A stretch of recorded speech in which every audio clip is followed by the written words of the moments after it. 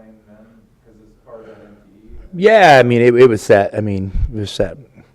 I mean, obviously North Dakota is a good team. I mean, I think 5 of the last 8 NCAA tournaments or something like that. And last year, I mean, lost in their conference championship game. So it's going to be a great challenge.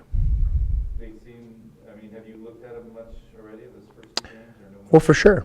Yeah, I know. We've watched them, and I mean, they're a really experienced team, and they got a distinct style of play, and they're convicted to it, and when you're rolling out a bunch of guys, that are some older players with a lot of game experience, that's what makes it challenging. For those who haven't seen them, what would you describe their it's more of a methodical pace? I mean, I don't know their exactly pace or possessions. I don't know what that is, but I mean, I think they'll get up and down the court. I mean, I've noticed they'll shoot some transition threes. They're a team that has a couple really skilled big guys, and they invert them a lot. So those big guys spend a lot of time out on the perimeter, which presents a lot of challenges. What's been the key for Christian Koloko in improving on blocking shots? I mean, he's 7'1" with really long arms. I mean, I don't know if there is any key. I think he's always been really good at it, and we're just, I'm not like the shot blocking stat doesn't really mean much to me, but like contesting shots does, and so I'm way more into, are we contesting those 2-point shots at the rim and making guys play through our shoulders, our hips, with 2 arms up. I mean, those are the things I'm looking at, and if that results in a block shot, that's great. And I'm not trying to downplay his shot blocking because it is formidable, and he covers up a lot of, mistakes that might have been made, and with he's playing with great effort, and can kind of use plays with his God-given gifts at the end to kind of cover up a mistake and negate maybe a potential advantage the other team has. How much of the Pac-12 have you seen this year?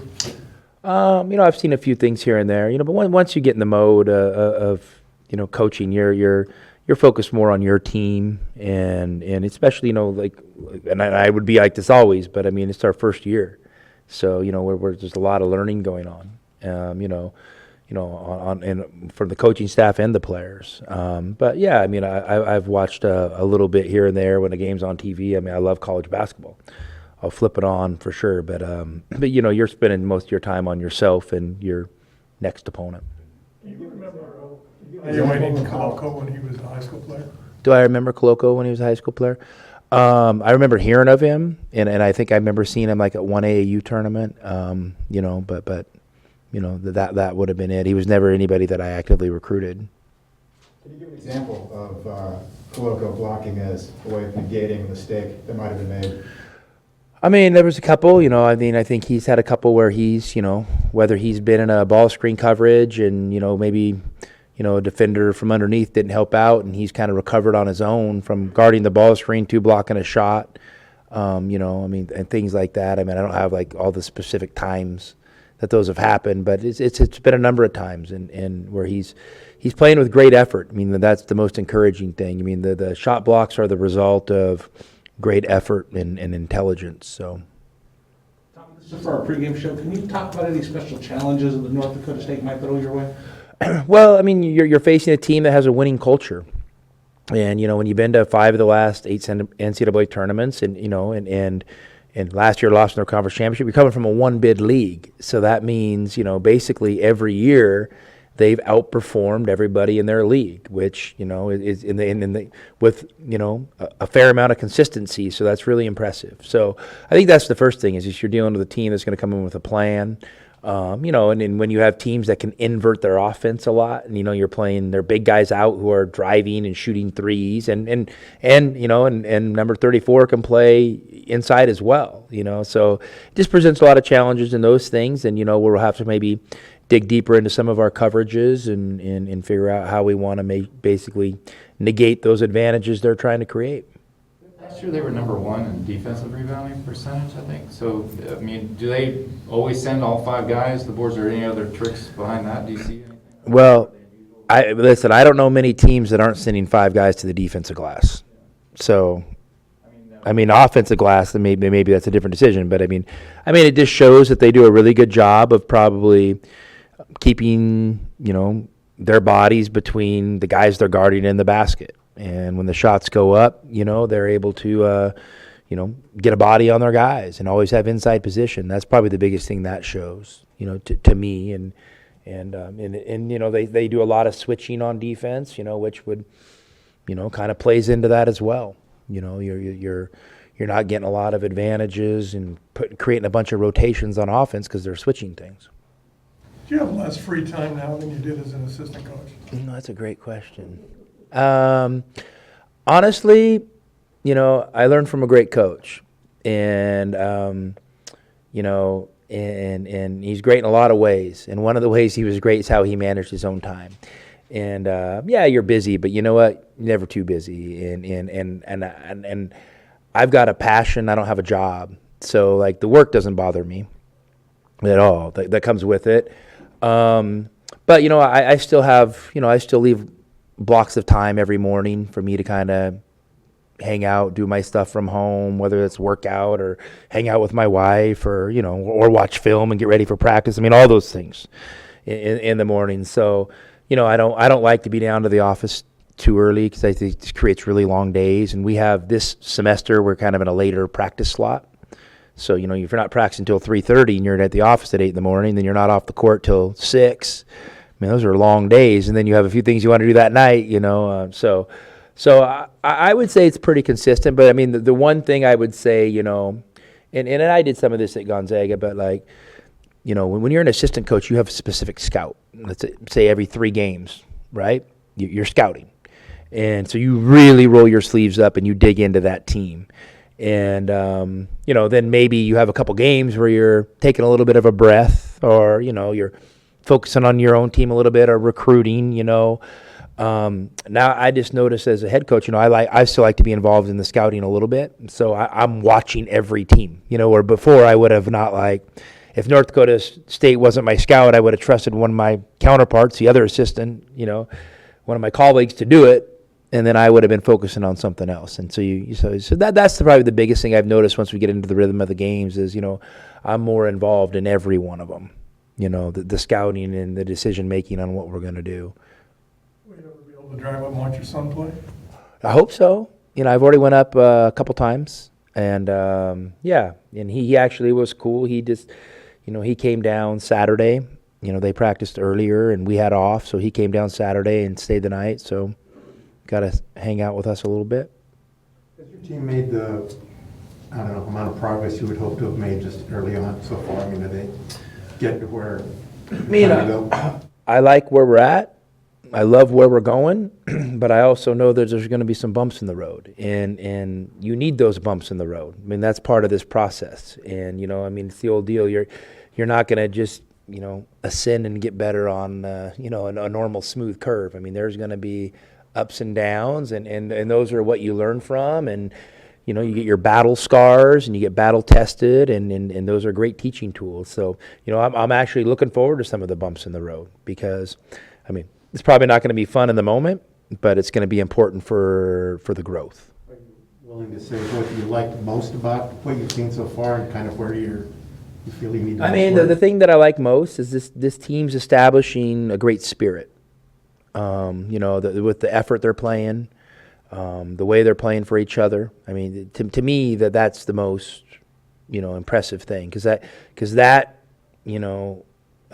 bleeds into all the stats. That's what's driving all that stuff is just the spirit these guys are playing with and growing and it's a palpable feeling from within. We're not, obviously you guys can tell. I mean, I'm not huge on promoting things outside the program, but inside the program, there's a great feeling, and to me, that's the cool thing. But I'm also looking forward for that feeling to be challenged because those challenges are coming, because everybody can feel good when things are going well. How are we going to respond when they don't go as well? And those are the things I'm looking forward to. This guy has his hand up here, yeah. Side question, away from statistics, but do you have a reaction to the fans having to wear masks, people ignoring the policy, and even Robin said this morning that staff members have been assaulted to trying to enforce that? Yeah. Hey, listen, obviously the COVID situation's, still strong, And, my deal is if you're required to wear a mask to attend the game, then do it. I mean, that would be my feeling, but, I mean, hey, I don't think I need to be in the business of people's personal decisions and all that stuff, I mean, I'm just trying to take care of my little world around the basketball team, and everything on the outside of that, I'll let you guys and administration and the, university leadership deal with. I mean, you guys are all vaccinated, the team, but is there any concern just, you might get a breakthrough test positive and that screws you up because there are so many fans not wearing masks in there? I mean, I don't know if our guys are going to get COVID from a fan not wearing a mask. I mean, our guys are going to get COVID from being college kids on a college campus. And so, I mean, yeah, I mean, it's real. And obviously it impacts everybody. It comes in inopportune times. And, so, I mean, you don't want a disruption, but if it happens, it's not going to be the end of the world. That's how I'm going to treat it. What's up? Go about with your rotation early on in games. It looks like you've subbed in like 2-3 minutes into the game. Is that something you intend to continue doing, and what's the motivation? I mean, yeah. I mean, there's no crazy master plan here. I mean, it's you play guys, and a lot of times early in game, so you get a guy out if he has a foul. You get a guy out if he doesn't have a foul, because then you think, well, it'd be really nice if Christian Coloco has the last 30 minutes of the game with 5 fouls, so a lot of those are the decisions that go into subbing. There's no crazy master plan or anything like that. I'm definitely going to sub much more on feel than I am on, like a hard regimented rotation. And then some guys, and some guys are just physically different. Some guys, play really hard that first 2 or 3 minutes and they're gassed, and then they got to kind of catch their second wind. So you just learn your team, and you learn guys, and try to just make the best decision you can on a game to game basis is what I do. Yep. Now that you've got a couple games under your belt and you see them in game speed, can you give us your thoughts on Kim and Justin and what you've seen? Have you learned anything watching them in game speed? Yeah, I mean, Kim's effort he plays with is inspiring. I mean, this guy, literally plays full tilt every second he's on the court. And I think Kim, his personality lends to be one. He's very conscientious. He's a little bit of a pleaser, which isn't a bad thing. And so I think as he gets more comfortable, over the course, I think his production will start to match his effort, and I love having him here. So, I mean, I'm excited, and I feel like he's really, really helping us. Justin's good. I mean, he's obviously a good player. I mean, he's played really good. I think almost every night out. He's consistent.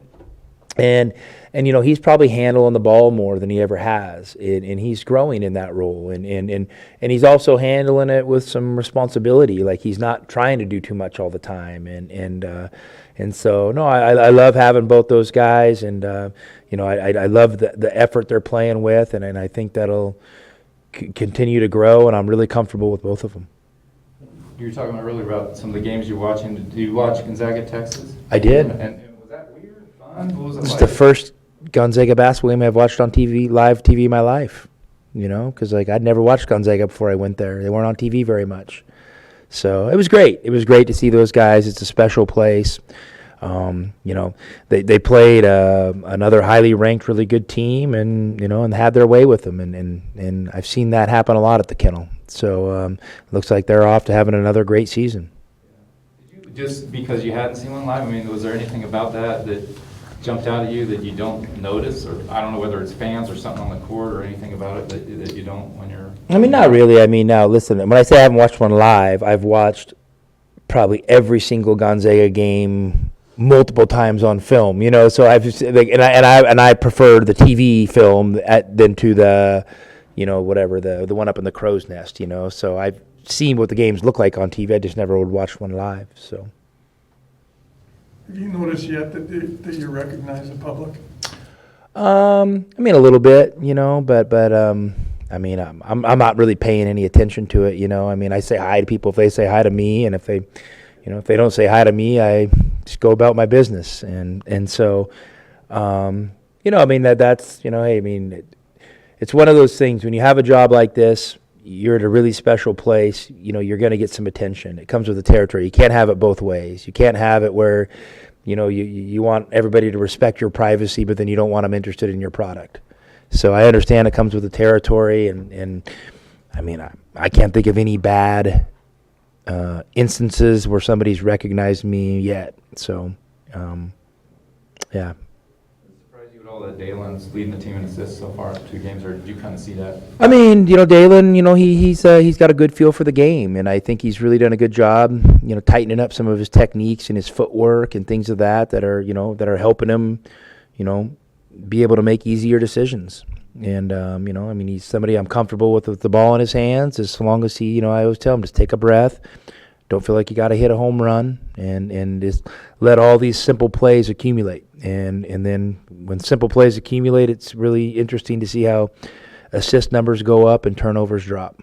Yeah, I mean, do you sense, like a lot of guys maybe, that he likes to, like you said, go for a home run or a big alley-oop, and it's... Well, yeah, a lot of guys like to do that, and there's nothing wrong with having that creative flair, but you just have to handle it with responsibility, and you got to kind of pick and choose your spots, and he's doing that. He's doing it. But now, the great thing is this thing called human nature.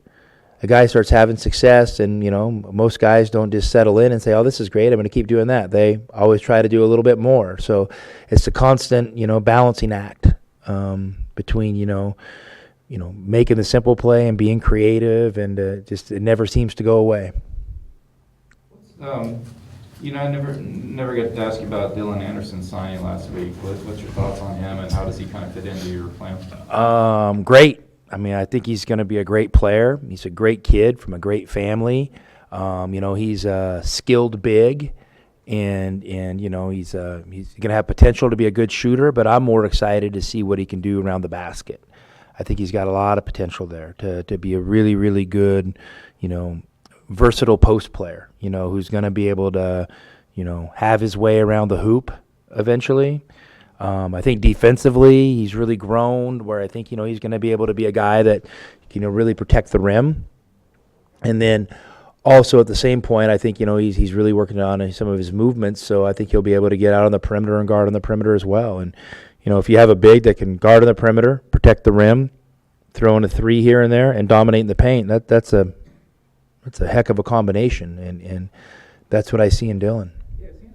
Seeing him described as kind of a stretch 4, I know every big guy wants to be a stretch 4 now, the way the NBA is going. I mean, is that a challenge sometimes to tell him, hey, you can play inside and also... Yeah, I mean, and he and I have already had those conversations, and our current outlook on his basketball future aligns, and I think he's going to come here, and I think he's going to be a really good player. How long, I mean, he has said he was really, close to Gonzaga because you're recruiting for them. How long do you guys go back, and, what was the interest level? I mean, we were recruiting him probably for most of his junior year, in high school. So, yeah, and then, things changed, and here we are.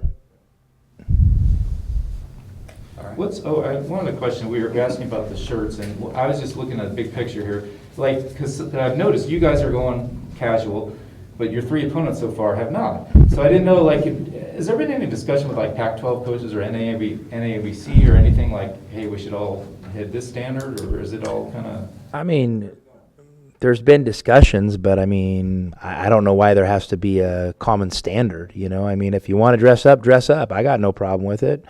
I just prefer wearing shorts and T-shirts, and and if I have to dress up, I'll put on pants and maybe a pullover. I mean, that's good for me. So, and then I think those other coaches in suits look great. Yeah, I guess I was wondering, particularly when you get to conference, do you think that most coaches are going to be like you guys, or? I don't know. I mean, we're making our own decision on that, and I think you guys know which side we're coming out on that. So. Any update on the recorder? More coming in yet? I don't know. We had one. I mean, it showed up, but we'll see. I mean, I haven't heard anything. I think, Briggs, I know, has been chasing everything down he can. So, he's hopefully he'll deliver. I don't know. I probably have a handful of suits over the years. I mean, Coach Fee used to get them for us every once in a while as a staff gift. So, I think every suit I have he bought. So, and you know what? What's funny about suits, you don't wear them for a while, they get a little tighter, and I don't know if that fabric shrinks or something. That's what I was wondering, but like they're a little tighter than they used to be. So I don't even know if I have a suit that fits right now. All right, guys. Have a good one. See you tomorrow.